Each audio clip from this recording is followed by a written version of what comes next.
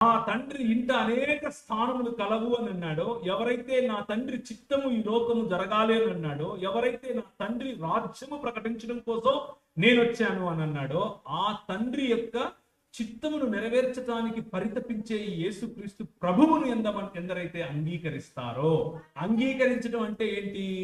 కళ్ళు మూసుకుని ఒకసారి ప్రవీణన్ వచ్చాడు, నువ్వు పరలోకం వెళ్తావా నరకంలో వెళ్తావా అంటే నేను పరలోకం వెళ్తానని చెయ్యను, అప్పుడు నేను అంగీకరించినట్లు అని అనుకుంటే మీరు మళ్ళీ తప్పులో కాలేసినట్లే. అంగీకరించడం అని అంటే పరలోకానికి పోతాను అనే నిర్ణయం కాదు. అంగీకరించడం అని అంటే యేసు క్రీస్తును పోలిన జీవన విధానం జీవిస్తాను అన్న కమిట్మెంట్, యేసును పోలి జీవిస్తాను అన్నటువంటి నిర్ణయం, యేసు క్రీస్తును పోలి జీవిస్తాను అని నువ్వు తీసుకునే నిర్ణయమే అంగీకారము. యేసు ప్రకటించిన రాజ్యమును అంగీకరించటం, యేసు ప్రకటించిన తిరిగి జన్మించే అనుభవాన్ని పొందటం, యేసు ప్రకటించిన దేవుని రాజ్యములో అడుగెడటం, ఇవన్నీ కూడా అంగీకరించడం అంటే అర్థం.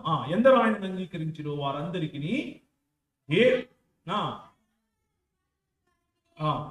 మళ్ళీ దేవుని పిల్లలగుటకు ఆయన అధికారము తన నామమందు అనంటే యేసుక్రీస్తు అన్న పేరు అని కాదు అర్థం. తన నామము అంటే ఆయన అధికారం, ఆయన దేవుని ప్రాతినిధ్యం, ఆయనకున్నటువంటి సృష్టికర్త అనేటటువంటి పొజిషన్, దాన్ని ఎవరైతే విశ్వసిస్తారో అని దాని అర్థం కదా. ఆ అర్థాన్ని ఎవరైతే తీసుకుంటారో, ఎవరైతే యేసుక్రీస్తు అధికారాన్ని నమ్ముతారో, ఆ అధికారం కింద నేను బ్రతుకుతాను అని నిర్ణయించుకుంటారో, వారికి ఏమవుతుంది? దేవుని పిల్లలగుటకు అధికారం ఇచ్చాడు. కోల్పోయిన అధికారాన్ని ప్రభు అయిన యేసుక్రీస్తు తిరిగి ఇవ్వటానికి వచ్చాడు. ఏంటా అధికారం? పరలోకం పోవటమా? కాదు. లేకపోతే దాన్ని ఏమంటారు? బజ్జీలు నూనె వేసి కాల్చినట్టు నరకంలో నేను కాలుతా ఉంటారు అని చెప్తా అంటే దానికి భయపడి అమ్మ నేను అటుకడికి పోను ఆయన, నేను యేసు ప్రభు నమ్ముకుంటే బజ్జీలాగా కాల్చబడను కాబట్టి అంటే చికెన్ తందూరి కాకుండా ఉండాలంటే నువ్వు యేసు ప్రభు నమ్ముకోవాలని ఒకటి చెప్తే నువ్వు చేయొద్దావు అని అనుకుంటే యు ఆర్ మిస్టేకెన్. నువ్వు చాలా పొరపాటు పడ్డావు. Christianity is not about నరకం అండ్ పరలోకం. Christianity is about Jesus. యేసు క్రీస్తును పోలి జీవించడం క్రైస్తవం. యేసు క్రీస్తును పోలి ఎక్కడ జీవిస్తాం? ఇక్కడ బ్రతికి ఉండగా నూతన సృష్టిగా మనము అవుతాం. చదువు ఇంకా కంటిన్యూ చేయి.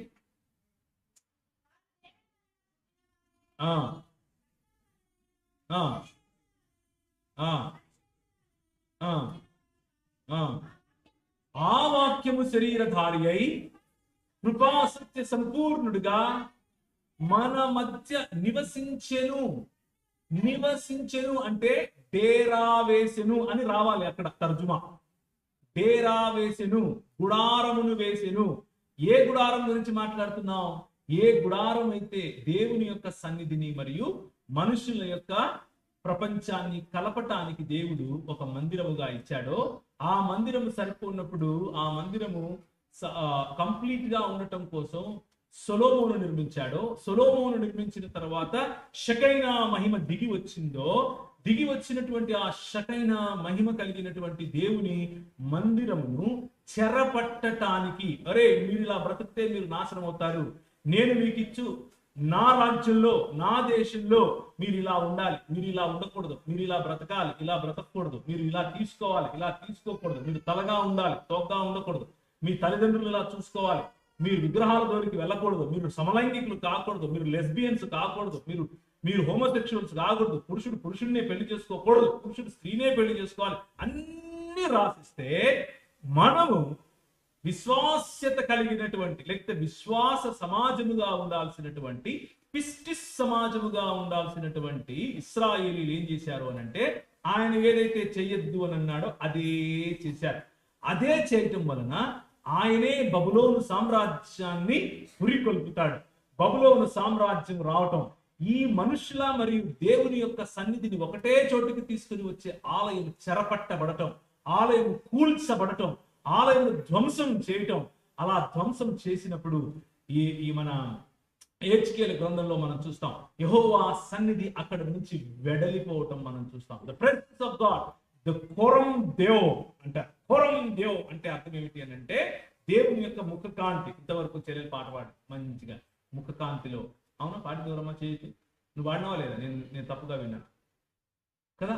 దేవుని ముఖకాంతి నుండి వచ్చేటటువంటి అంటే దేవుని సన్నిధిని కోల్పోయినటువంటి పరిస్థితి. అప్పుడు దేవుని సన్నిధి ఆ మందిరముని విడిచి వెళ్ళిపోవటం. ఇప్పటికీ ప్రజలు ఇంకా వేచి చూస్తూ ఉండటం. ఇంకా వస్తుంది దేవుని సన్నిధి, ఇంకా వస్తుంది దేవుని సన్నిధి, ఇంకా వస్తుంది దేవుని సన్నిధి. లో అండ్ బిహోల్డ్, ఆయన సన్నిధిని మన మధ్యకు తీసుకుని వచ్చాడు. He came and started living among us. మన మధ్య నివసించడానికి వచ్చాడు. సో క్రైస్తవం అంటే నువ్వెక్కడికో వెళ్ళిపోవటం కాదు, ఆయనే నిన్ను వెదకి నీ దగ్గరికి రావటం. ఆయన వచ్చాడు. అందుకనే ఈరోజు మధ్యాహ్నం మీరు మరి ఎవరైనా స్పందిస్తారా అన్నప్పుడు చేతులు ఎత్తారు. మీతో ఎల్లప్పుడూ జీవించడానికి ఆయన వచ్చాడు. ఆయన వచ్చి ఏమంటున్నాడు అనంటే, నా రాజ్య పౌరులుగా, నా రాజ్య సైనికులుగా మీరు ఉండాలనుకుంటున్నారా? మత్తయి సువార్త 5వ అధ్యాయం, మత్తయి సువార్త 6వ అధ్యాయం, మత్తయి సువార్త 7వ అధ్యాయంలో ఉండేటటువంటి నా రాజ్య విలువలను ఒకసారి అర్థం చేసుకోండి. అలా బ్రతికినప్పుడు మీరు ఈ లోకమునకు వెలుగవుతారు. అలా బ్రతికినప్పుడు ఈ లోకంలో నా నామము ఘనపరచబడుతుంది. అలా బ్రతికినప్పుడు నేను తిరిగి అందరికీ కూడా మిమ్మల్ని ఏం చేస్తాను? ఆశీర్వాదకరముగా చేస్తాను. ఏంటా ఆశీర్వాదం? దేవుని యొక్క రాజ్యములోనికి వారిని తెచ్చేటటువంటి ఆశీర్వాదం. సో క్రైస్తవం అన్నది మనం చనిపోయి పరలోకం పోవటం కాదు. క్రైస్తవం అన్నది ఈ ప్రపంచానికి మనం ఆశీర్వాదకరంగా ఉండటం. అందుకనే మనకు టెక్నాలజీ, అందుకనే మనకు మానవ విలువలు, అందుకనే మనకు చదువు, అందుకనే మనకు వైద్యం, అందుకనే మన ముందు నడిచినటువంటి క్రైస్తవ పెద్దలు వారి జీవితాలను సైతం పణంగా పెట్టి మన ముందుకొచ్చి వాళ్ళు చేసినటువంటి పరిచర్య మతం కట్టడం కోసం కాదు, మిమ్మల్ని పరలోకం తీసుకుపోవటం కోసం మాత్రమే కాదు. మనం వెళతాం పరలోకానికి, కానీ అది చాలా కొద్దిసేపు మాత్రమే తీసుకునేటటువంటి విశ్రాంతి. నిజమైన విశ్రాంతి ఏమిటి అనంటే, ఈ ఇంటికి లేకపోతే ఈ ఆలయానికి బయట ప్రయాసపడి భారము మోయుచున్న జనులారా నా ఎదుట రండి, నేను మీకు విశ్రాంతి కలుగు చేస్తాను రాయబడింది. ఏంటా విశ్రాంతి అని అంటే, పాప భారము నుండి విశ్రాంతి. వెన్ వి రిజరెక్ట్ అగైన్, మనం తిరిగి పునరుత్థానం పొందినప్పుడు ఆయనతో కలిసి ఉండేటటువంటి ఆ జీవన విధానం. బొట్టు పెట్టుకోవచ్చా? భలే క్వశ్చన్ అడిగావమ్మా. దీన్నే ఇంకొక రకంగా అడుగుతారు. ఒక చోట అడిగారు, బొట్టు పెట్టుకుంటే పరలోకం పోతామా అని అడిగారు. సో బొట్టుకు పరలోకానికి సంబంధం లేదు. బొట్టు పెట్టుకోవచ్చా అని అంటే, అలంకరణగా చూస్తే అది అలంకరణ మాత్రమే, కానీ మతపరంగా చూస్తే అది మతపరం అవుతుంది. విగ్రహములలో శక్తి లేదు, విగ్రహముల వెనుక అలాగే దురాత్మల సమూహములు కూడా ఉంటాయి అని బైబిల్ గ్రంథం చెబుతోంది. కాబట్టి విగ్రహార్పణ చేసినటువంటి కుంకుమతో మీరు బొట్టు పెట్టుకున్నప్పుడు ప్రైమరీగా ఆ విగ్రహములకు అసోసియేట్ అయి ఉన్నటువంటి దురాత్మల ప్రభావంలోనికి వచ్చే అవకాశం ఉంది. మీ యొక్క ఆలోచన పద్ధతి మారాలి. ఆలోచన పద్ధతి దేవుని రాజ్యము కొరకు అయి ఉండాలి, కానీ మతం కొరకు కాదు. అయినా ఒకవేళ బొట్టు అన్నది మీరు పెట్టుకునేటటువంటిది అలంకరణ అలంకరణలో తప్పేమీ లేదు. అలంకరణ మీరు బట్టలు వేసుకోవటం ఎలాగో, లేకపోతే పాపిడి తీయటం ఎలాగో, లేకపోతే చున్నీ కప్పుకోవటం ఎలాగో, కొంతమంది విండోస్ ఉండే జాకెట్లు వేసుకుంటారు, కొంతమంది డోర్స్ ఉండే జాకెట్లు వేసుకుంటారు, కొంతమంది ఇంకా చాలా చాలా రకాల జాకెట్లు వేసుకుంటారు కదా, అలాంటిదే, అంతకు మించి ఇంకేమీ లేదు. కానీ సాంస్కృతికంగా బొట్టు వెనుక ఒక నేపథ్యం ఉంది కాబట్టి, ఒక బ్యాక్గ్రౌండ్ ఉంది కాబట్టి, వీలైనంత వరకు కల్చర్స్, సంస్కృతులను దేవుని కొరకు మనం రిడీమ్ చేయాలి, విడిపించాలి. అంతేకాని సంస్కృతులను చూసి మనము ఐడెంటిఫై అవ్వకూడదు. ఈ రోజుకు కూడా మెథడిస్ట్ సంఘాలలో పెద్ద పెద్ద నాయకులు కూడా బొట్టు పెట్టుకుంటారు. మెథడిస్ట్ సంఘాలలో ఉన్నటువంటి వాళ్ళు క్రైస్తవులు కాదంటారా? క్రైస్తవులే. కానీ మన మనసులో ఉన్నటువంటి వైఖరి ఆ బొట్టు పట్ల ఏంటి అన్నదే ఇంపార్టెంట్. మందిరంలో స్త్రీలు కుర్చీలో కూర్చోవచ్చా? ఏమ్మా, కుర్చీలు అరిగిపోతాయా? మనుషులు అరిగిపోతారా?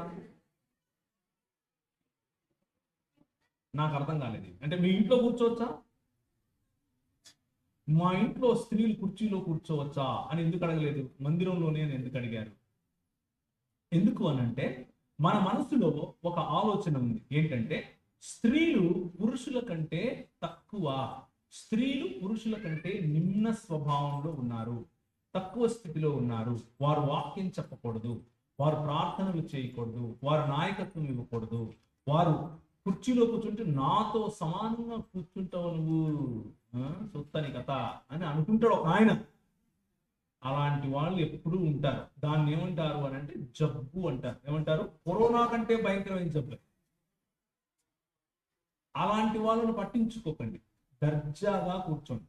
మీకు పైన కూర్చోవటం సౌకర్యవంతంగా ఉంటే పైన కూర్చోండి, కింద కూర్చోవటం సౌకర్యవంతంగా ఉంటే కింద కూర్చోండి. పైన కూర్చుంటే కొత్తగా పరలోకం పోయేది లేదు, కింద కూర్చుంటే కొత్తగా పరలోకం పోకుండా ఉండేది లేదు. ఎక్కడ కూర్చున్నారు అన్నది ప్రాముఖ్యత కాదు. మీ మనసులో, మీ హృదయంలో దేవునికి ఇచ్చే గౌరవం ఉందా లేదా అన్నదే ప్రాముఖ్యమైనటువంటి అంశం. ప్రేమ వివాహం ఒకరే రాశారు ఇవన్నీ కూడా. పుస్తకం రాయాలి ఇప్పుడు ఈ ప్రశ్నకు. నేను ప్రేమ వివాహం చేసుకోవచ్చా? ఇప్పుడు చేసుకోవచ్చు అని అంటే కొంతమందికి ఇబ్బంది.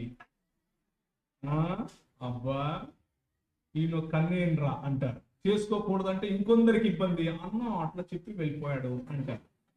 ఏం చేయాలి ఇప్పుడు? నేను ఏం చేస్తానంటే నేనేం చేశానో చెప్తా, అయిపోయిందా? ఏమంటారు? నేనేం చేశానో చెప్తే అయిపోతుందా? నేను 2000 సంవత్సరం నుండి 2011 సంవత్సరం వరకు మధ్యప్రదేశ్లో ఇందోర్ అనే పట్టణంలో మిషనరీగా ఉన్నాను. మిషనరీగా ఉండి పరిచర్య చేశాను. పరిచర్య చేసే సమయంలో నేను మా పాస్టర్ గారితో కలిసి పనిచేశాను. మా పాస్టర్ గారు చాలా భక్తిపరుడు, చాలా దేవుని రాజ్యం కోసం చాలా కష్టపడతాడు. నేను ఆయనతో కలిసి పనిచేస్తూ ఉంటే వాళ్ళ అమ్మాయి నన్ను పెళ్లి చేసుకోవాలని నన్ను అడిగింది. నేను మా పాస్టర్ గారికి చెప్పాను.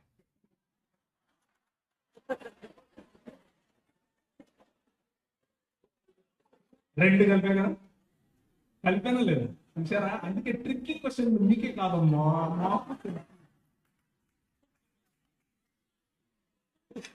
నేను మా పాస్టర్ గారికి చెప్పాను, అయ్యా మరి ఆమె నన్ను పెళ్లి చేసుకోమని అడుగుతా ఉంది, మీరు ఓకే అంటే సమయం తీసుకుని మా ఇద్దరికి కౌన్సిలింగ్ ఇవ్వండి, మేము పెళ్లి చేసుకుంటాం. లేకపోతే రేపటి నుంచి మళ్ళా దాన్ని ఎవరికి వారే యమునా తీరే అని చెప్పారు. చెప్తే ఆయన 2 రోజులు టైం తీసుకుని ప్రార్థన చేసి మా అమ్మతో మాట్లాడి, మా అమ్మ ఆయన ఒక మాట అనుకుని, సరే నో ప్రాబ్లం, ఆ అమ్మాయి చదువు అయిపోయి ఆ తర్వాత చేసుకుందులే అన్నారు. ఒక 2 సంవత్సరాలు గ్యాప్ తీసుకుని ఇద్దరం ఒకరినొకరు అర్థం చేసుకుని, వాళ్ళ ముందే, మా తల్లిదండ్రుల ముందు, అంటే మా భార్య తల్లిదండ్రుల ముందు అర్థం చేసుకుని, తర్వాత ఆమె చదువు అయిపోయిన తర్వాత చక్కగా అందరి ముందు మా పెళ్లిలో ఒక 6000 మంది వస్తే ఆ 6000 మంది ముందు పెళ్లి చేసుకుని ఆ తర్వాత భార్యాభర్తలుగా చెలామణి అయ్యాం. ముందు భార్యాభర్తలు అయిపోయి తర్వాత పెళ్లిళ్ళు చేసుకోకండి అని చెప్తున్నాను. అది తప్పు. ముందు ప్రొక్లమేషన్, ఆ తర్వాత కాన్సమేషన్. అంటే మొదట ప్రకటించాలి, ఆ తరువాత ఒకటవ్వాలి.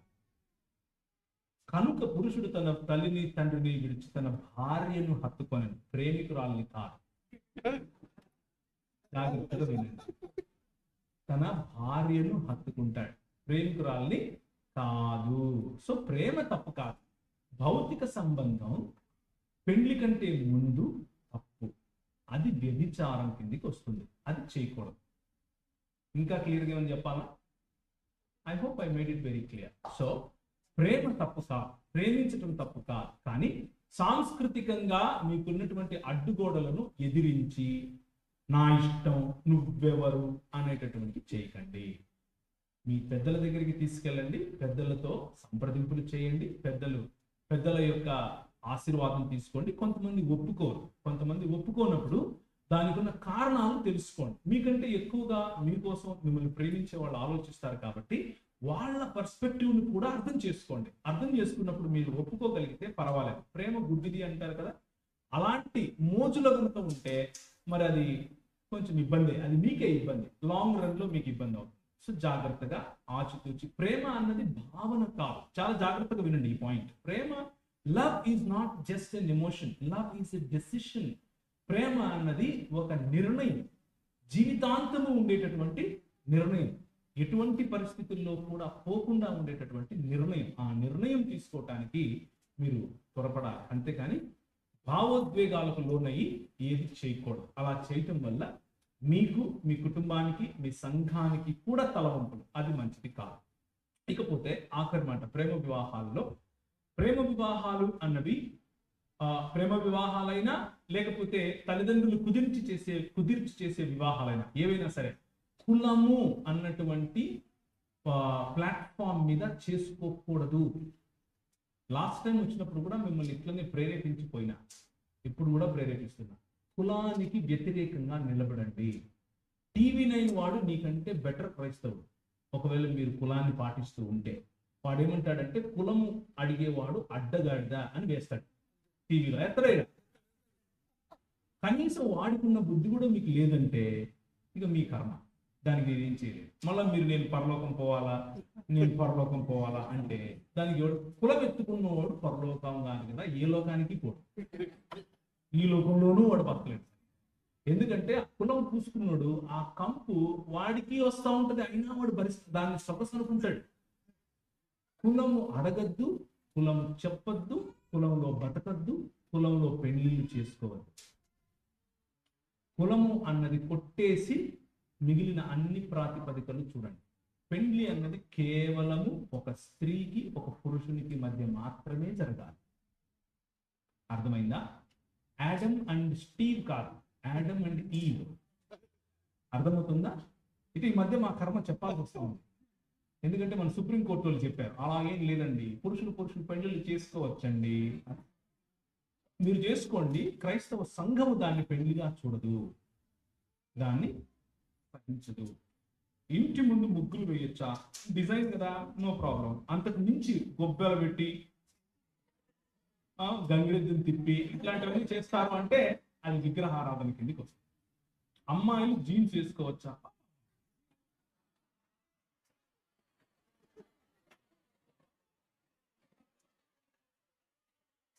ఇప్పుడు అమ్మాయి ఏం వేసుకుంటే నీకేం దేవాలి?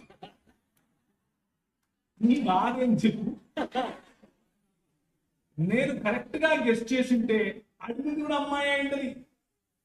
అమ్మా, నీకు ఏది కంఫర్టబుల్ గా ఉంటే అది వేసుకో, కానీ ఏదో ఒకటి వేసుకో. ఏది వేసుకోకపోవడం తప్పు. అర్థమైందా? అంటే ప్రభువు కప్పిన అవయవాలను కప్పుకోవాలి, ప్రభువు కప్పినటువంటి శరీరాన్ని కప్పుకోవాలి. అది సాంస్కృతికమైనది. కొంతమంది చీర కట్టుకుంటారు, ఏమి కనబడట్లేదు అనుకుంటారు, కానీ బయట దేశాల నుంచి వచ్చిన వాళ్ళకు చీర కట్టుకున్న వాళ్ళకు ఉదర భాగం అంటే పొట్ట భాగం అంతా మన స్త్రీలకు కనిపిస్తూ ఉంటది కదా, అది వాళ్లకు అర్ధనగ్నం అనుకుంటారు. కానీ మనకు అనిపించదు. ఎందుకంటే మనం చిన్నప్పటి నుంచి మన తల్లులను, మన అక్కలను, మన చెల్లెలు అందరినీ చీరలోనే చూస్తాం కాబట్టి మనకేం అనిపించదు. అలాగే చిన్నప్పటి నుంచి మన తల్లులు, అక్కలు, పెద్దలు వాళ్ళందరినీ కూడా జీన్స్ మరియు టీషర్ట్లలోనే చూస్తారు కాబట్టి వాళ్లకు ఆ స్త్రీలలో ఎటువంటి అసభ్యత కనిపించదు. కానీ మనకు ఎందుకు కనిపిస్తుంది అంటే మనకు చీర అలవాటు. అంతకు మించి శరీరాన్ని కప్పుకునే ఏ దుస్తులైనా పర్వాలేదు, శరీరాన్ని చూపించే ఏ దుస్తులైనా సరే మనం 10 సార్లు ఆలోచించి కట్టుకోవాలి. రైట్? ప్రభు వల్ల తీసుకోవడం కరెక్టేనా? నాకు అర్థం కాలేదు. కరెక్ట్ కాదనా లేకపోతే కరెక్ట్ కాకూడదనా? అమ్మో భయంగా ఉంది. సరే, అంటే కరెక్ట్ అండి. ఎంత చదివినా అన్య జనులే ఫస్ట్ వస్తున్నారు, నేను ఎందుకు రావట్లేదు? దానికి ఆన్సర్ మీ దగ్గరే ఉంది. అంటే మీరు మట్టి బుర్రానే అనట్లేదు, నేను అనట్లేదు. నేనేమంటున్నాను అని అంటే చదివిన దాన్ని గుర్తు పెట్టుకోండి. There are so many tricks, చాలా రకాల ఇవి ఉన్నాయి. ఫస్ట్ వచ్చే వాళ్ళకు కొన్ని అలవాట్లు ఉంటాయి. ఏంటి అని అంటే వాళ్ళు చదివిన దాన్ని 1కి 10 సార్లు రాసి చూసుకుంటారు, రాసి వేరే వాళ్ళతో కరెక్షన్స్ చేయించుకుంటారు. అంటే చిన్న చిన్న డీటెయిల్స్ కూడా గుర్తుండటం కోసం రాస్తా. నేను ఎప్పుడు ఫస్ట్ వచ్చిన జాబితా లేదు, ఉన్నట్టు చెప్తున్నా. నేనంతా బ్యాక్ బెంచ్ కానీ హాస్టల్లో కూర్చునేవాడిని, కానీ ఎప్పుడు ఫెయిల్ అయిన జాబితాలు కూడా లేవు. ఒక 70%, 80% లాగానే నేను ఎప్పుడైనా పాస్ అయ్యాను. కానీ class first, school first, district first ఇలాంటి వాళ్ళు కొంతమంది ఉంటారు. అలాంటి వాళ్ళ దగ్గర అడగండి. నాలాంటి వాళ్ళ దగ్గర అడిగితే మైక్ పట్టుకుని ఎట్లా మాట్లాడాలో చెప్తాడు, ఫస్ట్ ఎలా రావాలి ఎలా చెప్తాడు చెప్పి. కానీ చదువుకున్నంతలో నాకు అర్థమైంది ఏంటి అని అంటే మనం చదివింది గుర్తు పెట్టుకోవటానికి రాస్తే గుర్తుంటుంది, రాసి మనది మనం చూసుకున్నప్పుడు గుర్తుంటుంది. తర్వాత ఫస్ట్ రావడానికి లేకపోతే లాస్ట్ రావడం, ఫస్ట్ రావడం అన్నది అసలు మనకు ప్రాధాన్యతగా ఉండకూడదు. మనకు ప్రాధాన్యతగా ఉండాల్సింది ఏమిటి అని అంటే ఆ సబ్జెక్టు గురించినటువంటి అవగాహన ఉందా లేదా, అది ఇంపార్టెంట్. ఫస్ట్ లాస్ట్ ఇదంతా కూడా ర్యాట్ రేస్, అది దాని మీద పెద్దగా దృష్టి పెట్టద్దు. ఎంత చదివినా ఎందుకని నేను టాపర్ని అవ్వలేకపోతున్నాను, ఇది కూడా అదే జాబితా. టాపర్ అవ్వాల్సిన అవసరం లేదు. మీరు టాపర్ అయితే చాలా మంచిది. ఒకవేళ అవ్వకపోయినా కానీ మీకు పెద్దగా ఒరిగేదేమీ లేదు. మీకు ముఖ్యంగా కావాల్సింది ఏమిటి అంటే ఆ సబ్జెక్ట్ మీద అవగాహన, లోతైన అవగాహన. నిద్రలో లేపినా కానీ దాని గురించిన జ్ఞానం మీకు ఉండాలి. అంతకుమించి ఇప్పుడున్నటువంటి సిస్టమ్ తప్పు. ఇప్పుడు మన దేశంలో ఉన్న system topper, second topper, third topper ఇప్పుడు తీసేశారు అనుకుంటున్నాను. మేము చిన్నప్పుడు ఉండేది ర్యాంక్స్ అనే పద్ధతి ఉండేది. ఆ ర్యాంక్ అనే పద్ధతి మంచిది కాదు, పిల్లలన్నది ఇంకా ఎక్కువ ఒత్తిడిలోనికి గురి చేస్తుంది. మనం ర్యాంకులకు వెనక పరిగెట్టకూడదు, మనం జ్ఞానం వెనుక పరిగెట్టాలి. ప్రతి మనిషి పుట్టుకతో పాపిగా పుడుతున్నాడా? ఒకవేళ పుడితే పాపి అయితే దేవుడు గర్భఫలము బహుమానము అని ఎందుకు ఇస్తున్నాడు వివరించగలరు. మనిషి పుట్టుకతో పాపి అని అంటే ఉదయం మనం చూసుకున్నట్లుగా మనిషిని దేవుడుగా భావించాడు కాబట్టి ఆ దేవుడుగా భావించిన కుంటుపడిన దేవుని యొక్క పోలికలోనే మనిషి గతించిపోయాడు, లేకపోతే తగ్గించుకుపోయాడు. అలా తగ్గించుకుపోయిన మనుషులకు పుట్టిన వాళ్ళందరూ కూడా అదే స్వభావంతో పుడుతున్నారు. దాన్నే పాప స్వభావము అని పిలుస్తున్నాం. స్వాభావికంగా మనిషి పాపి అని చెప్తున్నాం, అంతేకాని అంతకు మించి ఇంకేది కాదు. కాబట్టి పుట్టిన ప్రతి ఒక్కరూ ఈ స్వభావమును కలిగి ఉన్నప్పటికీ కూడా దేవుడు ఆ పాపపు స్వభావానికి ఆయన ఒక మందు లేకపోతే విరుగుడు ప్రభు అయిన యేసు క్రీస్తు రూపంలో ఇచ్చాడు. కాబట్టి ప్రతి మనిషి కూడా బహుమానమే. ఇప్పటికీ కూడా ప్రతి పిల్లవాడు, ప్రతి చిన్నపిల్ల, పుట్టిన ప్రతి ఒక్కరూ కూడా దేవుని యొక్క బహుమానమే. వారు దేవుని ప్రణాళికలో భాగమే అని గుర్తుంచుకోండి. All glory to God. దేవునికి స్తోత్రం కలుగునుగా. పాత నిబంధనలో దేవుడు మాట్లాడేది అది ఎలా? దర్శనం ద్వారానా లేదా కనబడి మాట్లాడేదా? పాత నిబంధన గ్రంథంలో దర్శనం ద్వారా మాట్లాడాడు. పగటిలో మేఘస్తంభంగా మాట్లాడాడు, రాత్రిలో అగ్నిస్తంభంగా మాట్లాడాడు, నీళ్ళిచ్చి బండగా మాట్లాడాడు. కొన్నిసార్లు పక్షి రాజు వలె పోల్చుకొని మాట్లాడాడు, కొన్నిసార్లు సింహము వలె పోల్చుకొని మాట్లాడాడు, కొన్నిసార్లు గాడిద ద్వారా మాట్లాడించాడు, కొన్నిసార్లు ఉరుముల ద్వారా, శబ్దముల ద్వారా మాట్లాడించాడు, కొన్నిసార్లు యెహోవా దూత వలె కనిపించాడు, కొన్నిసార్లు నరుడి వలె కనిపించాడు. ఆయన ఇష్టం అండి, ఆయన ఇష్టం. ఓకేనా? సో పాత నిబంధనలో దేవుడు మాట్లాడాడు, ఇప్పుడు కూడా మాట్లాడతాడు. మీరు వినేందుకు సిద్ధంగా ఉంటే చాలు మాట్లాడతారు. ఇజ్రా అంటే హిజ్రా అనుకుంటున్నాను. పరలోక రాజ్యం వెళ్ళాలంటే చూసారా, అదే వస్తుందిరా బాబు. వారు మార్చుకోవాల్సింది ఏంటి? హృదయం సరిపోతుందా లేదా వారి వేషధారణ కూడా మార్చుకోవాలా? హిజ్రాలు అంటే వీళ్ళలో చాలా రకాలు ఉంటాయి. మీకు తెలియని విషయాలు కూడా కొన్ని ఉండే అవకాశం ఉంది కదా, కాబట్టి జాగ్రత్తగా వినండి. హిజ్రాలు అంటే పుట్టుకతో స్త్రీ పురుషులలో ఏదో ఒక రకమైనటువంటి మర్మాంగములు కలిగిన వాళ్ళు. వారి హృదయంలో స్త్రీ మర్మాంగం కలిగినప్పటికీ పురుషుల్లాగా ఫీల్ అయ్యే వాళ్ళు కొంతమంది ఉంటారు. అలాగే పురుష మర్మాంగాలు కలిగినప్పటికీ స్త్రీలలాగా వ్యవహరించేవాడు, వాళ్ళ హృదయంలో వాళ్ళ స్త్రీలలాగా అనుకునేవాడు కొంతమంది హిజ్రాలు పుట్టుకతోనే రెండు మర్మాంగాలు కూడా కలిగిన వాళ్ళు. అంటే వాళ్ళ శరీర సౌష్ఠవం అన్నది సరైన రీతిగా ఉండకపోవటం అన్నది దీని అర్థం. అలాగే కొంతమంది వారికి ఉన్నటువంటి కోరికల కారణంగా పురుషులు స్త్రీలుగా మారిపోతారు. ఇలా వేరు వేరు రకాలుగా ఉంటారు. వారి దృక్పథము మారాలి. వారి దృక్పథం, దేవుడు వారిని ఏ విధంగా అయితే చేశాడో ఆ విధంగా వారిని వారు స్వీకరించుకోగలగాలి. నన్ను ఆయన పురుషుడిగా చేశాడు, నాకు పురుషులు ఇష్టం లేకపోయినా పురుషుడిగా నేను ఉన్నాను కాబట్టి ఐఎమ్ హ్యాపీ అని నన్ను నేను పురుషుడిగా స్వీకరించుకోవాలి. అలాగే నన్ను స్త్రీగా ప్రభువు చేశాడు, నేను స్త్రీగా హ్యాపీ అని స్వీకరించుకోగలగాలి. ఇటువంటి మనస్సునే మారు మనస్సు అనుభవం అని పిలుస్తారు. ఒక గ్రామంలో జనులు సమూహాలుగా విడిపోయి అనేక సంఘములుగా ఏర్పడి దేవుని ఎవరికి తోచినట్లుగా వారు ఆరాధించుకున్నట సరి అయినదైనా, ఆదివారం దేవుని మందిరంలో గడపకుండా ఇంట్లో ఉండి దేవుడు నా హృదయంలో ఉన్నాడు అని అనుకోవడం సరి అయిందేనా? రెండు కాదు అని మీరు తెలుసుకుని మరి రాశారు అని నాకు అనిపించింది. ఏమంటారు? ఈ రెండింటికి ఆన్సర్ మీరు నో అని చెప్పి మనసులో ఈ క్వశ్చన్ రాశారు అని నాకు అనిపించింది. ఐదేమైనప్పటికీ ఒక గ్రామంలో జనులు సమూహాలుగా విడిపోవటం, వేరు వేరు పద్ధతుల్లో ఆరాధన చేసుకోవటం అని తప్పేం కాదు, అది పర్వాలేదు. విడిపోవటం తప్పు, వేరు వేరు పద్ధతుల్లో ఆరాధన చేసుకోవటం తప్పు కాదు, కానీ విడిపోవటం తప్పు. మీరు 10 పద్ధతుల్లో ఆరాధన చేసుకోండి, 10 చోట్ల ఆరాధన చేసుకోండి, కానీ కలిసి ఉండండి. కలిసి ఒక సమాజముగా బ్రతకండి. క్రైస్తవ సమాజంగా బ్రతికితే చాలు. అలా బ్రతకటమే దేవుడు మనకి ఇచ్చినటువంటి భాగ్యం. అలాగే ఆదివారం మాత్రమే కాదు, ప్రతి దినము కూడా ఆరాధించే వాళ్ళంగా ఉండాలి.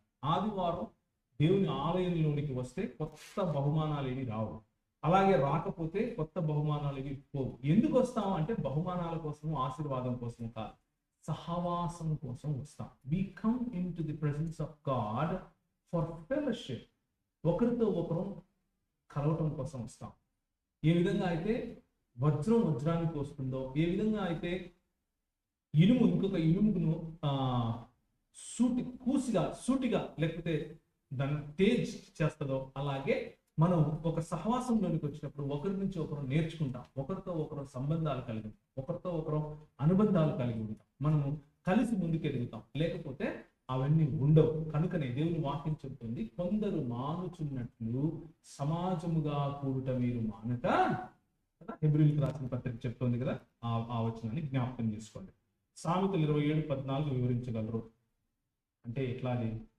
పరిశుద్ధాత్మ పొందుకున్న వారు పాపములు చేయరా? పాపము చేస్తే పరిశుద్ధాత్మ వారి నుండి వేరవుతుందా? పరిశుద్ధాత్మ పొందుకోవాలంటే ఏం చేయాలి? ఇది అగైన్ పరిశుద్ధాత్మని పొందుకోవటం అన్నది కూడా మనం ఏమని చూసాం? ప్రభువైన యేసుక్రీస్తు చెప్పాడు. ఏమని చెప్పాడు? నేను మీ నుండి వెళ్ళటం మీకు మంచిది, నేను వెళ్తే మీతో ఎల్లప్పుడూ ఉండటానికి వేరొక ఆదరణకర్తను ఇస్తాను. పరిశుద్ధాత్మని పొందుకోవటం అని అంటే ఆదరణకర్తను కలిగి ఉండటం. ఆదరణకర్త అని అంటే కౌన్సిలర్ అని అంటే ఒక ప్లీడర్,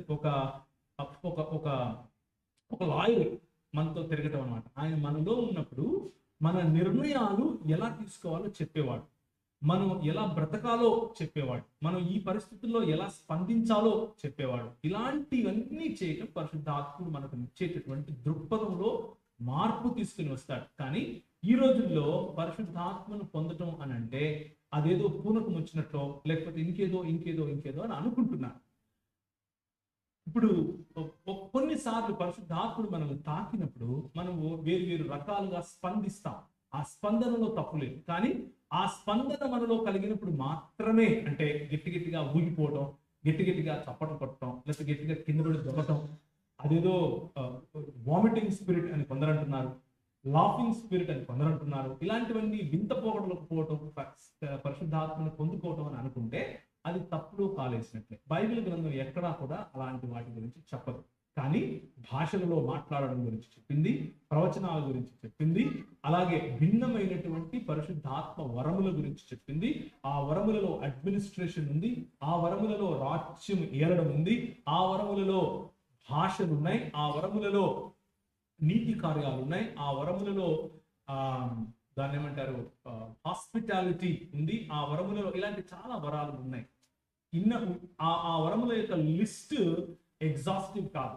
ఈ రోజుకు మనకు కావలసినటువంటి అన్ని తలాంతులను ఇచ్చువాడు పరిశుద్ధాత్మ దేవుడు. ఆయనను పొందుకోవటం అని అంటే యేసుక్రీస్తును పోలి జీవించేందుకు కావలసినటువంటి వనరులను పొందుకోవటం అని అర్థం. అంతేకాని పూనకాలు రావటమో లేకపోతే ఇంకేదో రైట్. సో పరిశుద్ధాత్మను పొందుకున్న వారు పాపం చేయరా? పాపం చెయ్యకుండా బ్రతికే ప్రయత్నం చేస్తారు. పాపాన్ని ప్రేమించరు. ఒకవేళ పాపంలో పడినా తిరిగి లేచి శుద్ధి చేసుకుని ప్రభువును వెంబడిస్తారు. పాపాన్ని ప్రేమిస్తే అలాంటి వాళ్ళు పరిశుద్ధాత్మని ఏం చేస్తారు? ఆర్పే ప్రయత్నం చేస్తారు. యేసయ్య ఒక వ్యక్తిని పిలుచుకుంటాడు, ఆ వ్యక్తి లొంగిపోతాడు. ఆ తరువాత ఆ వ్యక్తి మరలా లొంగిపోతాడు. యేసయ్య ఆ వ్యక్తిని మరలా పిలుచుకుంటాడా? నాకేం అర్థం కాదు. ఇది గ్రీకు మరియు హిబ్రూ లాగా అనిపించింది. లొంగిపోలేదు ఏమో, చూద్దాం ఒకసారి. అలా చదువుతాను. యేసయ్య ఒక వ్యక్తిని పిలుచుకుంటాడు, ఆ వ్యక్తి లొంగిపోలేదు. ఓకే. ఆ తర్వాత ఆ వ్యక్తి మరలా లొంగిపోయాడు. యేసయ్య ఆ వ్యక్తిని మరలా పిలుచుకుంటాడు. ఓకే, నాకు ఇప్పుడు అర్థమైంది. అంటే ప్రభు పిలిచాడు, మీరు రెసిస్ట్ చేశారు, నాకు వద్దు నువ్వు అన్నారు. కానీ కొద్ది రోజుల తర్వాత మీకే అనిపించింది నేను ప్రభువును వెంబడించాలి. మీరు ప్రభువును వెంబడించే నిర్ణయం తీసుకుంటారు.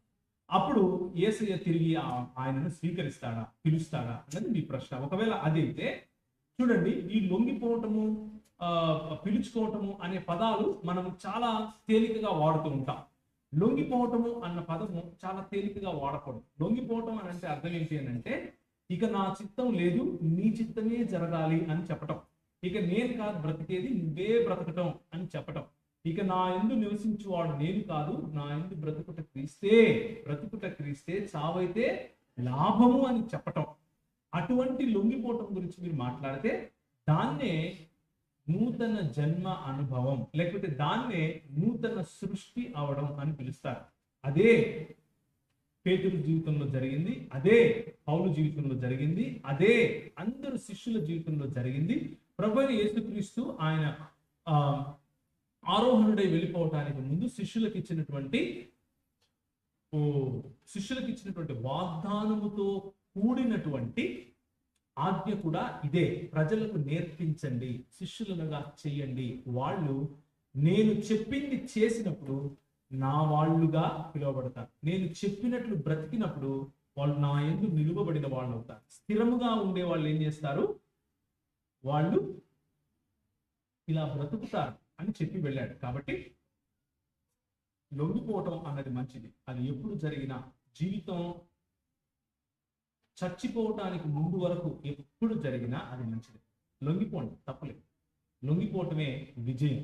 ప్రభువైన యేసుక్రీస్తు ఆయన తను తాను తగ్గించుకున్నాడు కాబట్టి అందరికంటే ఎత్తైనటువంటి పొజిషన్ లో కూర్చున్నాడు. అదే మనకు కూడా చెబుతున్నాడు, లొంగిపోవటం మంచిది. వాగ్దానము ప్రతి ఇయర్ తీసుకోవాలా? ఒక సంవత్సరానికి ఎన్ని ప్రామిస్ కార్డ్స్ తీసుకోవాలి? మీ పాస్టర్ గారిని అడగండి. నేను ఏదైనా చెప్తే ఆయన వల్ల నా మీద కోప్పడితే ఏం లేదు. వాగ్దానం కార్డు అన్నది ఒక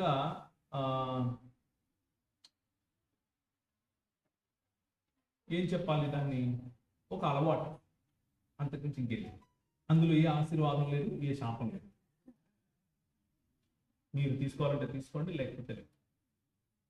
వ్యక్తిగతంగా నేను కొన్ని నిర్ణయాలు తీసుకుంటాను. దేవుని దగ్గర వేచి ఉండి దేవుని వాక్యాన్ని చదివే ప్రయత్నం చేస్తాను. లాటరీ ఎత్తుకుని ఆ లాటరీలో నుండి నాకేదో జరుగుతుంది అని, ఇది ఒక పద్ధతి. భక్త సింగ్ గారు ఆయన పరిచర్య కాలంలో ఏదో ఒక రకంగా వాక్యం వైపు ప్రజలను ఆకర్షించడం కోసం చేసినటువంటి ఒక పద్ధతి. ఆ పద్ధతి కాస్త ఇప్పుడు ఏమైపోయింది అని అంటే కొంచెం తీవ్రగతి, అది ఒక తీవ్రమైనటువంటి ఒక పద్ధతిగా, లేకపోతే మనం ఏమంటాము, కొన్ని పద్ధతులను ఏమంటాం మనం, ఆచారం అయిపోయింది. కానీ దేవుని వాక్యాన్ని ఆచారం చేయకండి. శాసనములు, కట్టడాలు, న్యాయవిధులు ఏమి చెప్పుచున్నవి లేదా తెలియజేయుచున్నవి? యేసుక్రీస్తు ప్రభువును అనుసరించమని, ఆయన రాజ్యం కోసం బ్రతకమని చెబుతున్నాయి. బాప్తిసం తీసుకున్నాక ప్రభు బలలో చేయి వేయకపోతే దేవుని ఆత్మ మనతో ఉంటుందా, ఉండదా? దేవుని ఆత్మ మనలో ఉండటంకు బాప్తిసానికి, ప్రభు బలలో చేయి వేయటానికి లింక్ అన్నది ఎంత ఉంది అని అంటే, మన జీవన విధానంలో ప్రతి శ్వాసకు మనకు ఉన్నంత లింక్ ఉంది. అది కేవలం ప్రభు బల్ల మాత్రమే కాదు. ప్రభు బలలో చేయి వేయటువంటి ఏంటనుకుంటున్నారు? అసలు ఆయన రాకడను ప్రచురించేటటువంటి ఒక నిర్ణయం. మీరు ఈ బలలో చేయి వేసినప్పుడల్లా ఆయన రాకడను ఏం చేస్తారు? ప్రకటించు వారు అవుతారు, ప్రచురించు వారు అవుతారు. ఆయన మరణ పునరుత్థానముల యందు పాలు పొందిన వారు అవుతారు. ఆయన శరీరము మీ కొరకు విలువబడింది అని అర్థం చేసుకుంటారు. అంత మాత్రమే కాదు, ఆయన రక్తం మిమ్మల్ని శుద్ధి చేయడం కోసం, ప్రోక్షించడం కోసం చిందించబడింది అని అర్థం చేసుకుంటారు. అక్కడితో ఆగరు, పునరుత్థాన శరీరమును జ్ఞాపకం చేసుకుంటారు. ఆయన ఆ బలలో చేయి వేసినప్పుడల్లా పునరుత్థానమును మీరు స్మరిస్తారు, మీరు తిరిగి పునరుత్థానం అవుతారు అని నమ్ముతారు. సో వీటన్నిటినీ కూడా ప్రతిరోజు చేయాలి. ఓకే, ప్రతిరోజు కూడా మనము వలలో చేయవేసిన అనుభవాన్ని కలిగి ఉండాలి. ప్రేమ చదువుతున్న అమ్మాయి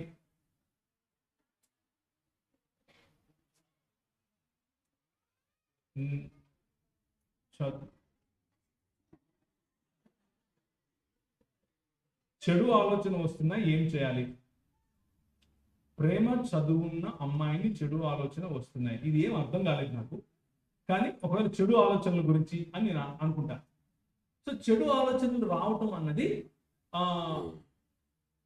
దేనికి సూచన అనంటే మీరు బ్రతికే ఉన్నారు అన్నదానికి సూచన. అర్థం కావట్లేదా? మీరు సచ్చేంత వరకు చెడు ఆలోచనలు వస్తాయి, అది ఈ లోక మర్యాద. దాన్ని జయించటమే ప్రభు మీకు ఇచ్చిన పిలుపు. అర్థమవుతుందా? మీరు హిమాలయాల్లోకి వెళ్ళి బట్టలన్నీ ఇప్పేసి సల్లో కూర్చుని జపం చేసినా చెడు ఆలోచనలు వస్తాయి. అర్థమవుతుందా?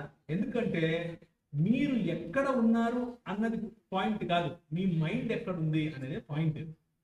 మీరు ఇక్కడే కూర్చొని ఉన్నా వాడు చూడు ఎవరో తప్పేస్తుంది నన్ను చూస్తున్నాడు, కానీ వాడి మైండ్ ఎక్కడో ఆస్ట్రేలియాలోనూ తిరిగేసి మళ్ళా వచ్చేసి ఒకసారి నన్ను చూసి మళ్ళా అటుపోయి వెళ్ళాడు. So our mind is very dynamic, it cannot be static. అది ఒకే చోట ఉండదు, రైట్? సో నేనేమంటున్నానంటే, కాబట్టి చెడు ఆలోచనలు వస్తుంటాయి కాబట్టి రాని లేదని చెప్పట్లేదు. నేనేం చెప్తున్నానంటే, don't fall in love with those ideas. ఒక చెడు ఆలోచనకు లేదా చెడు ఆలోచనను ప్రేమించకండి. దాన్ని ప్రేమించి దాంతో బ్రతికే ప్రయత్నం చేస్తే ఆ చెడు ఆలోచన మిమ్మల్ని చాలా దూరం తీసుకెళ్తుంది, దేవుని నుండి దూరం తీసుకెళ్తుంది, మీ సొంతగా మీ నుండి మిమ్మల్ని దూరపరుస్తుంది. మెల్లిమెల్లిగా మీరు మీ పరిశుద్ధతను కోల్పోతారు. మెల్లిమెల్లిగా మీ క్రియేటివిటీ చచ్చిపోతుంది. మెల్లిమెల్లిగా మీరు భయంకరమైనటువంటి కూపంలో ఇరుక్కుపోతారు. కాబట్టి చెడు ఆలోచన వచ్చినప్పుడే రక్షణ అను శిరస్త్రాణము ధరించుకోండి. శిరస్త్రాణం అంటే ఏంటి? హెల్మెట్. శిరస్త్రాణం అంటే హెల్మెట్. రక్షణ అన్నది ఏంటి అంటే ఈ లోక మర్యాద నుంచి విడిపింపబడి దేవుని మర్యాదలోనికి రావటం కదా. దేవుని మర్యాదలోనికి రావటం అంటే నా మనసు మార్చబడటం. చూడండి, రోమీయులకు రాసిన పత్రిక 12వ అధ్యాయము. రోమీయులకు రాసిన పత్రిక 12వ అధ్యాయం మొదటి 3 వచనాలు గట్టిగా చదవండి.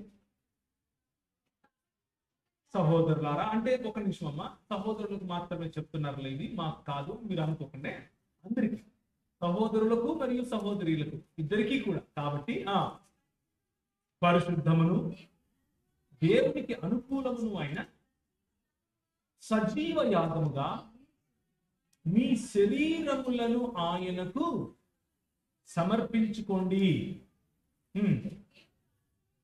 దేవుని వాత్సల్యమును బట్టి మిమ్మల్ని నేను బ్రతమాలుకుంటున్నాను. ఇట్టి సేవ మీకు యుక్తమైనది. మీరు ఈ లోక మర్యాద ఏ సేవ? ఈ లోక మర్యాదను అనుసరింపక ఉత్తమమును అనుకూలమును సంపూర్ణమైన దేవుని చిత్తమేదో పరీక్షించి తెలుసుకోండి. ఎలా తెలుసుకుంటారు? 66 పుస్తకాలు ఉన్నటువంటి బైబిల్ గ్రంథంలో చెప్పినటువంటి దేవుని చిత్తం ఏమిటి అని అంటే మనం ఇంతవరకు చదివాం. ఆయన ప్రణాళిక ఏమిటి? సమస్త ప్రపంచమును, పరలోకముందున్న వాటిని భూలోకముందున్న వాటిని ప్రభువైన యేసు క్రీస్తునందు సమీకరించడం ఆయన చిత్తం, ఆయన ప్రణాళిక. దాన్ని అర్థం చేసుకుని మీ జీవితాలు కట్టుకుంటే బాగుపడతారు, ఈ లోక మర్యాదను విడిచిపెడతారు.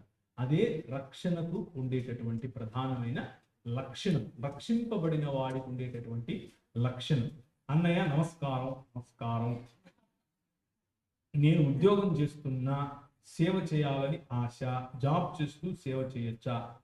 సేవ అంటే ఏమిటి అని మనం అర్థం చేసుకోవాలి. ఇట్టి సేవ మీకు యుక్తమే అని ఇంతవరకే చదివారు కదా. సేవ అని అంటే బైబిల్ సంఖలో పెట్టుకుని మొత్తం కుటుంబాన్నంతా రోడ్డును పడేసి సైకిల్ వేసుకుని ఎక్కడికో అడవుల్లోకి వెళ్ళిపోయి పక్షులకు పురుగులకు సువార్త చెప్పి తిరగటం కాదు. అది కాదు, అది మాత్రమే కాదు. అది కూడా సేవే, కానీ అది మాత్రమే కాదు. మీరు ఎక్కడ ఏ విధంగా మీ ఉద్యోగంలో ఉంటారు. నేను లాస్ట్ టైం వచ్చినప్పుడు కూడా చెప్పాను, కెమెరా పట్టుకుని ఇక్కడ జరిగే దాన్ని షూట్ చేస్తున్నటువంటి ఈ సహోదరుడు సేవకుడే మనం ఆరాధించడానికి అవసరమైనటువంటి మనకు సంగీతాన్ని ఆరాధనగా సమర్పిస్తున్నటువంటి ఈ సేవకులు కూడా సేవకులే. అలాగే మైక్ పట్టుకొని మాట్లాడుతూ ఉండగా ఈ ఈ నా స్వరం మీ వరకు రావడానికి అవసరమైనటువంటి మైక్ సిస్టమ్ ఇస్తున్నటువంటి మన సహోదరుడు కూడా సేవకుడే. మనందరము సేవకులమే. కేవలం తెల్ల బట్టలు వేసుకున్న వాళ్ళు మాత్రమే సేవకులు కాదు. అలాంటి వాక్యము బైబిల్లో ఎక్కడా లేదు. సేవకులు ప్రతి రంగంలో కావాలి. వ్యాపారంలో దేవుని సేవకులు కావాలి, సాంకేతిక రంగంలో దేవుని సేవకులు కావాలి. మా అన్న నాతో పాటు వచ్చారు, మా నాయకులు.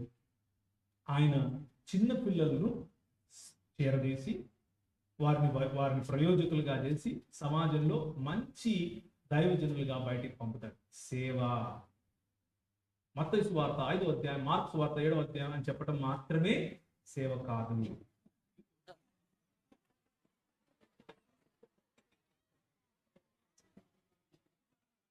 అది సేవే, అది మాత్రమే సేవ కాదు. సేవ అంటే ఏమిటి అని అంటే మనకున్నటువంటి జీవితాన్ని తెరిచిన పుస్తకముగా పెట్టి ఈ ప్రపంచానికి వెలుగుగా బ్రతకటం, ఈ లోకానికి ఉప్పుగా బ్రతకటం, దేవుని రాజ్యం కోసం దేవుని రాజ్యాన్ని కట్టటం. దేవుని రాజ్యం కట్టడం కోసం మీరు వ్యాపారం చేసిన సేవే. సొంత రాజ్యం కట్టుకోవడం కోసం ఇక్కడ నిలబడుకొని బైబిల్ వాడుకున్నా కూడా అది సేవ కాదు. మా ఊర్లో సొంత రాజ్యం కట్టుకునే వాళ్ళు కుప్పలకు తెప్పలుగా ఉంటారు. మా ఊరు అంటే హైదరాబాద్ గురించి చెప్తున్నా. కుప్పలు కుప్పలుగా దొరుకుతారు, సొంత రాజ్యాలు కట్టుకుంటారు. సొంత రాజ్యాలు కట్టుకోవటం దేవుని సేవ అని అనుకుంటే ఆ కథ వేరుంటది. అన్న వచ్చినప్పుడు మాస్, అన్న పోతే ఇంకొక మాసం. అన్న వచ్చినప్పుడు బూట్లు ఇట్లుంటాయి, అన్న తిరిగి పోయేటప్పుడు వెనక వచ్చి ఇట్లా పెట్టాలి. ఎందుకంటే అన్న వచ్చి చక్కని బూట్లు వేసుకొని పోవాలి. అన్న కొడుకు అమెరికాలో ఉంటాడు, ఆ అన్నకు పైసలు ఇచ్చేవాడు రిక్షా దొక్కుతుంటాడు. ఇవన్నీ ఏంటంటే పాపాకా సప్నా సబ్కా పైసా అప్నా. అర్థమైందా? నా తండ్రి ఇష్టం ఏంటంటే మీ అందరి సొమ్ము నాది అనేవాడు. అటువంటి వాడు సొంత రాజ్యం కట్టేవాడు. అటువంటి వాడిని సేవకుడు అని పిలవకండి. అది అకౌంటబిలిటీ లేనటువంటి పరిచర్య, అసలు పరిచర్య కానే కాదు, అది సేవ కానే కాదు. బైబిల్లో ఎక్కడ కూడా సేవను పరిచర్య అని పిలిచారు. పరిచర్య అంటే ఏమిటి అంటే అవతలి వాడికి చేసేది. మన ప్రభువు చేసిన పరిచర్య ఏమిటి? సమస్త ఆయనకున్నటువంటి శక్తిని, ఆయన సృష్టికర్తగా ఉన్నటువంటి ఆయన వర్చస్సు, ఆయన యొక్క స్టేటస్ అంతా చెప్పిన తర్వాత యోహాను సువార్త 13వ అధ్యాయం ఇంట్లో చదువుకోండి. ఆయన తన పై వస్త్రాన్ని విప్పి నడుముకు ఒక తువాలు కట్టుకుని చేతిని ఒక బేసిన్ తీసుకుని అందులో నీళ్లు పోసి నీ దగ్గరకు వచ్చి అక్కడ నీ కాలు కడుగుతానే అంటాడు. అయ్యో నా కాలు కట్టడం ఏంటి ప్రభు? నువ్వు మా పాస్టర్ గారు ఏమంటారు? ఇది నేను చెప్పకూడదు ఇక్కడ నుంచి. నువ్వు నా కాలు కడగడం ఏంటి? నేను నీ కాలు కడగకపోతే నువ్వు నా దానివి కాదంటగా. అవునా? అయితే మొత్తం స్నానం చేయించేసి. బైబిల్లో అలాగే ఉంది బాబు. పేతురు అన్నాడు ఈ మాట. ప్రభు అంటాడు అవసరం లేదు, ఎక్కువ ఓవర్ యాక్టింగ్ చేయకు, ఓవర్ యాక్టింగ్ చేయదు, నేను చేసినంత చాలు, నేను చేసినంత చాలు. బేసిక్గా సేవ చేయటం అని అంటే మీ ఉద్యోగాలు విడిచిపెట్టి బైబిల్ పట్టుకొని తిరగటం కాదు. సేవ చేయటం అని అంటే మిమ్మల్ని ఏ స్థానంలో ప్రభు ఉంచాడో ఆ స్థానంలో దేవుని రాజ్యాన్ని కట్టడం. దేవుని రాజ్యాన్ని కట్టడం అంటే ఏమిటి? దేవుని రాజ్య విలువలతో జీవించటం. దేవుని రాజ్య విలువలతో జీవిస్తూ అక్కడున్న ప్రజలకు దేవుని రాజ్యాన్ని పరిచయం చేయటం. మీరు సెక్రటేరియట్లో ఉంటే అక్కడ దేవుని రాజ్యం కట్టాలి. మీరు వ్యాపారంలో ఉంటే అక్కడ దేవుని రాజ్యం కట్టాలి. మీరు సాంకేతిక రంగంలో ఉంటే అక్కడ దేవుని రాజ్యం కట్టాలి. మీరు డ్రైవర్ అయితే దేవుని రాజ్యం అక్కడ కట్టాలి. ది బెస్ట్ డ్రైవర్ ప్రపంచంలో మీరే అయి ఉండాలి. బెస్ట్ కుక్ మీరే అయి ఉండాలి ప్రపంచంలో. అంత ప్యాషనెట్ గా జీవించగలిగితే దేవుని రాజ్యం కట్టిన వారు అవుతారు. సో సేవ అంటే జాబ్ విడిచిపెట్టడం కాదు. నేను ఒక అబ్బాయిని ప్రేమిస్తున్నాను, సంతోషం, ఒకరినే ప్రేమించండి. వేరే కులం మతం పెళ్లి చేసుకోవచ్చా? అంటే వేరే కులం అంటే మీరు కులం గురించి ముందే మాట్లాడుకున్నారని అర్థం. అంటే మీ ఆలోచన ఎలా ఉంది అని అంటే కులాన్ని ఆధారం చేసుకుని ఉంది. అటువంటి ఆలోచన మంచిది కాదు. మనిషిని మనిషిగా స్వీకరించండి, అబ్బాయిని అబ్బాయిగా మాత్రమే స్వీకరించండి. ఫలానా కులం అబ్బాయి అని స్వీకరించద్దు. వేరే మతం. ఇక్కడ ఒక విషయం అర్థం చేసుకోవాలి. యేసుక్రీస్తు ప్రభువును తమ సొంత రక్షకునిగా లేకపోతే తమ సొంత రాజుగా అంగీకరించిన వారు అదే యేసుక్రీస్తు ప్రభువును తమ సొంత రక్షకునిగా లేకపోతే రాజుగా అంగీకరించని వారితో పెళ్లి చేసుకోకూడదు అని దేవుని వాక్యం చెబుతుంది. ఏమని చెబుతుంది అని అంటే, చీకటితో వెలుగుకు సంబంధం ఉంటుందా? జీవము గల దేవునికి విగ్రహములతో సంబంధం ఉంటుందా? అలాగే మీ జీవితం విగ్రహారాధకులకు లేకపోతే యేసు ప్రభువును దేవుడిగా కాకుండా మిగిలిన ఎవరిని దేవుడిగా స్వీకరించే వారైనా సరే విగ్రహారాధకుల కిందకే లెక్క. వారితో మీ సాంగత్యం అనేది కుదరదు. లేదు, నాకు ఆ అబ్బాయి ముఖ్యం, నాకు దేవుడు ముఖ్యం కాదు అని అనుకుంటే అది మీ సొంత నిర్ణయం. దేవుని వాక్యం ఏం చెప్తుంది అని అంటే, కేవలము క్రైస్తవుడు మాత్రమే పెళ్లి చేసుకోవాలని చెప్తాను. నేను ఒక అబ్బాయిని ప్రేమించి పెళ్లి చేసుకున్నాను, కానీ అబ్బాయి మరొక అమ్మాయితో వెళ్ళిపోయాడు. నేను పెళ్లి చేసుకోవచ్చా? ప్రభువా నీకు స్తోత్రము. ఇది జరిగింది చెప్తున్నారా, నాకు టెస్ట్ పెడుతున్నారా? నాకైతే నాకు టెస్ట్ పెడుతున్నారా అనిపించింది. అన్న అనౌన్స్ చేసేటప్పుడు ఏమని అనౌన్స్ చేశాడంటే, మీ పేరు చెప్పాము అన్నాడు. నాకు ఇప్పుడు అర్థమైంది ఎందుకో. ఇంత స్కెచ్ చేశారు నాకు. మీరు పేరు రాయండి కానీ చెప్పము, ఎవరికి చెప్పమంటున్నాడు. అన్న ఏంటి అన్న 10 సార్లు ఇదే మాట చెప్తున్నాడు అనుకున్నా. ఎందుకన్నమాట, మీరు పెళ్లి చేసుకున్నటువంటి మీ భర్త మీకు నమ్మక ద్రోహం చేశాడు కాబట్టి అదే నమ్మక ద్రోహం మీరు మీ భర్తకు చేస్తే ఆ తప్పు ఒప్పైపోతుందా? దురదృష్టవశాత్తు కాదు. కాబట్టి మీ భర్త కోసం ప్రార్థన చేయండి, వేచి ఉండండి. మీ భర్తతో రికన్సైల్ అవ్వడానికి ప్రయత్నం చేయండి. మీ భర్తకు దేవుని సత్యాన్ని తెలియచేయండి. ఆయన తిరిగి మీ కుటుంబంలోనికి స్వీకరించండి. అదే మార్గం. క్రైస్తవ జీవితంలో విడాకులకు స్థానం లేదు నాకు తెలిసినంతలో. ఈ మధ్య కొంతమంది ఉంది అంటున్నారు. అది ఎలాగో నేను ఇంకా పరిశీలించలేదు. పరిశీలించిన తర్వాత మాట్లాడతాను. కానీ మీ భర్త తప్పు చేస్తే క్షమించటం అన్నిటికంటే మంచి ఉదాహరణ. నేను అమ్మాయిని ప్రేమించాను. అబ్బో, అంటే రాసిన వాళ్ళ అమ్మాయి అబ్బాయా? పెళ్లి చేసుకోవడం దేవుని చిత్తమా? పెళ్లి దేవుని చిత్తమే. పెళ్లి చేసుకోకుండా తిరగడం దేవుని చిత్తం కాదు.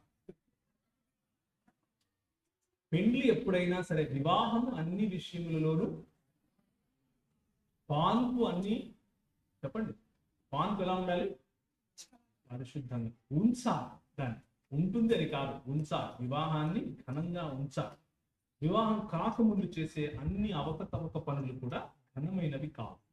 వాటిని ఎంత దూరం ఉంచితే అంత మంచిది. సో కథ కంచికి మనం ఇంటికి. దేవునికి స్తోత్రం కలుగును గాక.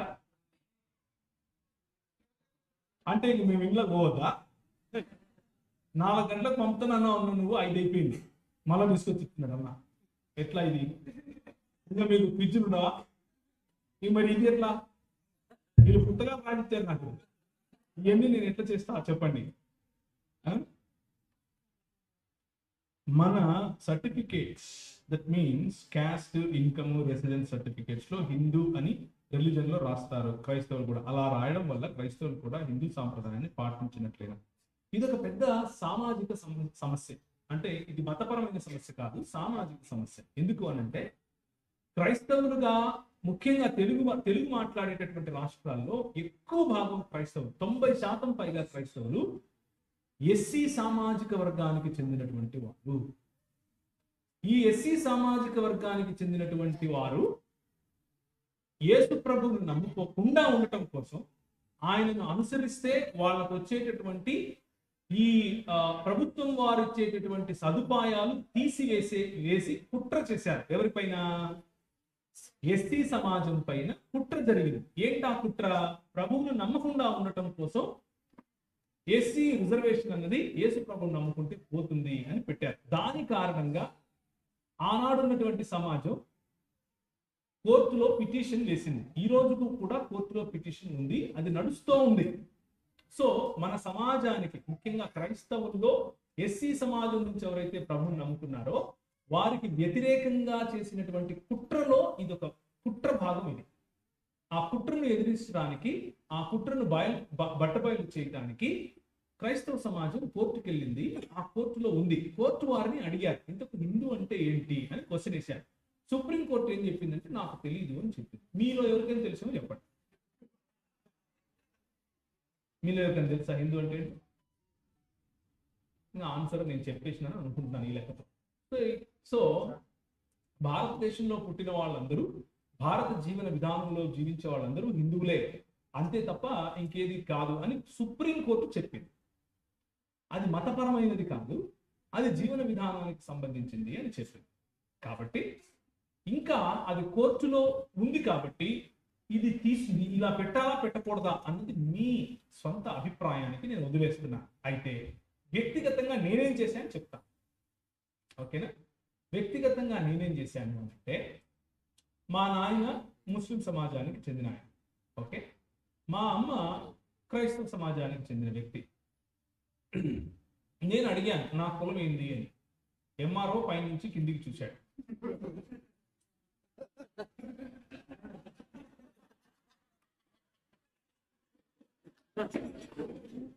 ఇప్పుడు నా సర్టిఫికేట్ ఏంది అన్నాను. వాడు ఏం మాట్లాడలేదు. సరే నేను కూడా వచ్చేసాను. క్రిస్టియన్ అని రాస్తున్నాను. ఎందుకు అంటే 100% యేసుక్రీస్తులో మాత్రమే బ్రతకాలి అని నేను నిర్ణయించుకున్నాను. కాబట్టి మా నాయన ఏదైతే నాకేంది, మా అమ్మ ఏదైతే నాకేంది, ఎవరెట్టపోతే నాకేంది, నేనైతే క్రిస్టియన్ అని చెప్పాను. మీ కులం ఏంది అన్నాడు. నువ్వే చెప్పు అన్నాడు. నోరు మూసుకున్నాడు, నేను నోరు మూసుకున్నాడు. అర్థమైందా? క్రైస్తవులు మ్యారేజ్ లో తాళి కట్టుకుంటారు. అది నాకు తెలిసి హిందూ సాంప్రదాయం. పార్వతి, ఇదిగో ఈ పార్వతి, శంకరుడు, ఇవన్నీ చాలా ఉంటాయి. ప్రతిదానికి కూడా పురాణం ఉంటుంది. అది ఇప్పుడు క్రైస్తవులు ఉంగరాలు కూడా పెట్టుకుంటారు. ఉంగరాలు పెట్టుకొని బైబిల్ ఎక్కడుంది చెప్పండి? ఎక్కడ ఉందా? ఆలోచించి చెప్పండి, పర్వాలేదు. చూసారా? వేసే కదా బాగుంది. అంటే సోదరా, నేనేం చెప్తున్నానంటే, సాంస్కృతికంగా ఉన్నది ఉంగరాలు మార్చుకోవటం అన్నది యూరోపియన్ పద్ధతి మరియు యూదుల పద్ధతిలో ఒకానొక సాంప్రదాయానికి చెందినటువంటిది. ఆ ఉంగరాలు మార్చుకునే వాళ్ళల్లో అనేక మంది విగ్రహారాధకులు మనకు కనిపిస్తారు. అలాగే ఉంగరాలు మార్చుకునే వాళ్ళలో అనేక మంది నాస్తికులు కూడా కనిపిస్తారు. ఎపిక్యూరీలు కూడా కనిపిస్తారు. స్తోయికులు కూడా కనిపిస్తారు. ఉంగరాలు మార్చుకునే పద్ధతిని అరిస్టాటిల్ ప్రవేశపెట్టినాడు అని చెప్పే వాళ్ళు కూడా ఉన్నారు. అలాగే ప్లేటోనిక్ సిద్ధాంతాన్ని నమ్మే వాళ్ళు ఉంగరాలు మార్చుకుంటారు పెండిళ్లలో అని కూడా చెప్పేవాళ్ళు ఉన్నారు.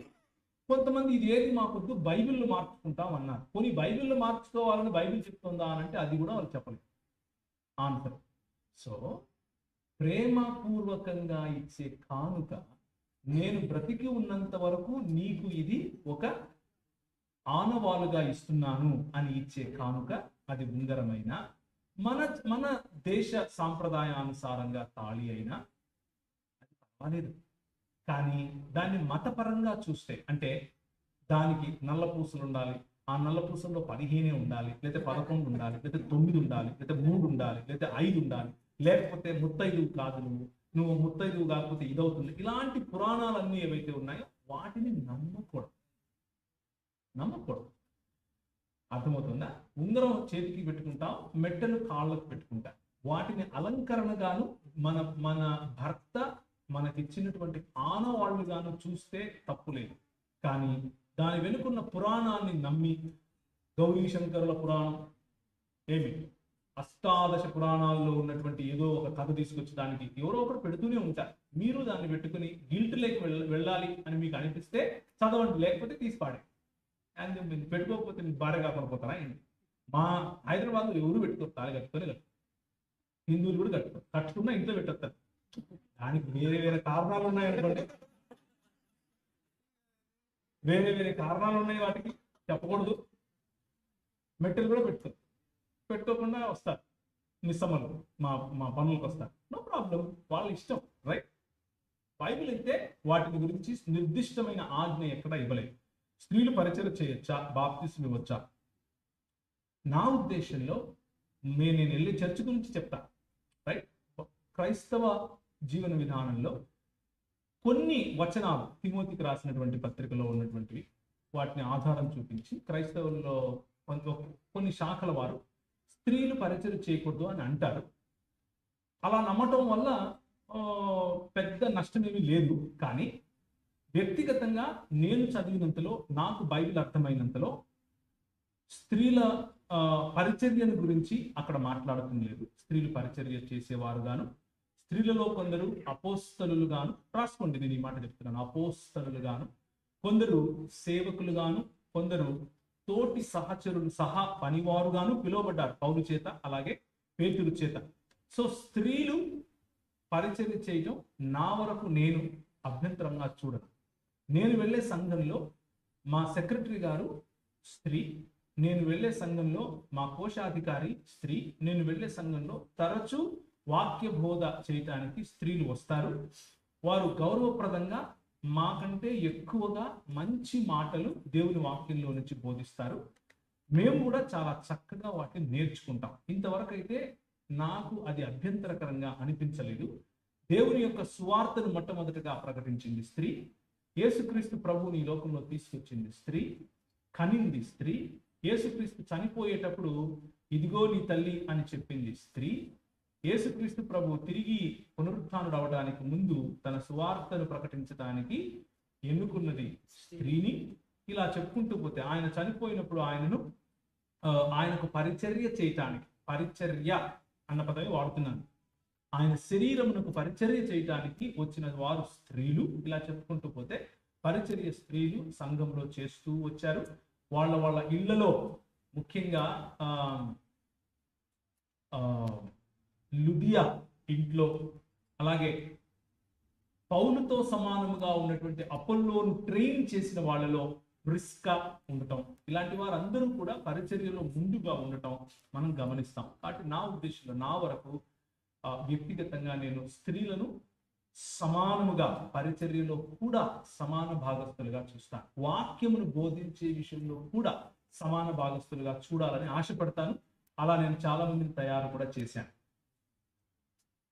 దేవుడు మనకు దగ్గరగా లేదా సహవాసం చేసే ముందు మనకు శ్రమలు కలిగిస్తాడా? మరి ఆ శ్రమలో మనకు ఏమైనా ఆశీర్వాదం కలుగుతుందా? ఆశీర్వాదాలు అనేవి మనం ఎందుకు ఆలస్యంగా పొందుతాం? శ్రమలకు దేవుడు మనల్ని తయారు చేయటంలో ఆయన తర్బీదులు ఇస్తాడు, శ్రమను పెడతాడు అన్నది ఒక ఎక్స్ట్రీమ్. శ్రమలు అన్నవి దేవుని రాజ్య మర్యాద చొప్పున జీవించే ప్రతి ఒక్కరికి వస్తాయి. శ్రమలు మీకు రావటం లేదు అని అంటే ఎక్కడో మీరు విశ్వాస జీవితంలో సరైన జీవితం జీవించట్లేదు అని అర్థం. శ్రమలు అన్నవి వచ్చి తీరాలి, వస్తాయి, ప్రతి క్రైస్తవుడికి వస్తాయి. శ్రమ లేని జీవితం ఉంది అని అంటే మీరు ప్రభు రాజ్యం కోసం శ్రమ పడట్లేదు అని అర్థం. నేను సెల్ ఫోన్ ఎక్కువగా వాడుతున్నాను, చదువు మీద పని మీద మనసు పెట్టలేకపోతున్నాను, ఎలా? సెల్ ఫోన్ తీసేయి.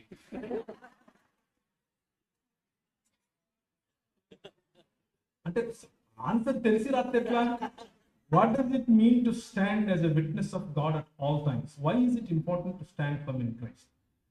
ఆయన యొక్క సాక్షిగా జీవించడం అనేది చాలా ఇంపార్టెంట్. ఎందుకు అనంటే అందుకే మనల్ని ఎన్నుకున్నాడు. అందుకనే ఇంతవరకు 12వ అధ్యాయం మీతో చదివించాను. ఆయన కోసం బ్రతకటమే ఆయన విశ్వాసిగా జీవించడం, ఆయన దాన్ని ఏమంటారు, ఆయన సాక్షిగా జీవించడం. సాక్షిగా జీవించకపోతే మనము ఆయన రాజ్యాన్ని ప్రకటించే వారం కాదు అని అర్థం. మనం ప్రకటించే వారంగా ఉండకపోతే ఆయన యందు లేని వారము అని అర్థం. ఆయన యందు లేని వారము అని అంటే స్థిరులము కాదు అని అర్థం. నీతిమంతులకు కష్టాలు ఎందుకు? పరీక్షించిన విధముగా వస్తాయి. ఏమిటి కారణం? నీతిమంతులకు కష్టాలు ఎందుకు అని అంటే ఈ లోక మర్యాదలో వారు జీవించరు కాబట్టి వారికి కష్టతరమైనటువంటి మార్గమే మిగులుతుంది. ప్రభు అయిన యేసుక్రీస్తుకు, అలాగే పౌలుకు, అలాగే పేతురుకు, మిగిలిన అందరూ దైవజనులకు కలిగినటువంటి మార్గమే మనకు కూడా ఉంది కదా. దేవుని రాజ్యం ప్రకటించేటప్పుడు, నీతిగా జీవించేటప్పుడు కష్టం. రక్షణ పొందుటకు ఏం చేయాలి? రక్షణ పొందుకుంటే దేవుని రాజ్యం చేరలేమా?